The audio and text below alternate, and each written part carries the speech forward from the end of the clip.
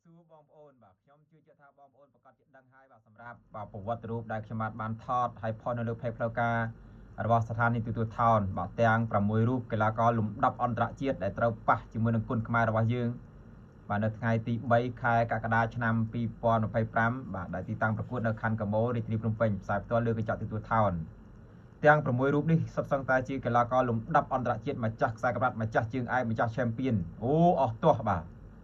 កម្មវិធី Golden Boy ដែលជាព្រឹត្តិការណ៍ដ៏អស្ចារ្យសម្រាប់ឆ្នាំ2025មួយឆ្នាំមានតែម្ដងទេហើយទាំងនេះគឺជាការលើកស្ទួយវិស័យកីឡាផ្ដាល់គុណខ្មែររបស់យើងបងប្អូនកុំភ្លេចតាមដានទស្សនាអញ្ចឹងបាទបងប្អូនប្រកាសជាបាន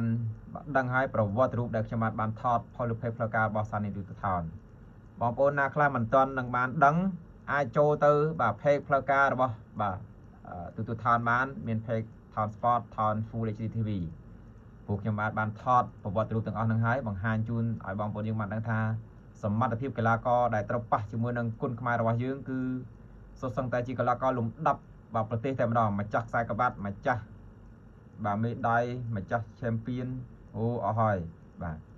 ទាំងដៃគូធានធីរ៉ាដៃគូមេឃាដៃគូ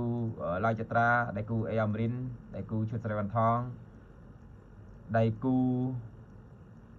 ចម្រើនគុណខ្មែរដូចគ្នាសុទ្ធសឹងតែជាកីឡាករលំដាប់ប្រទេសតែម្ដងបាទ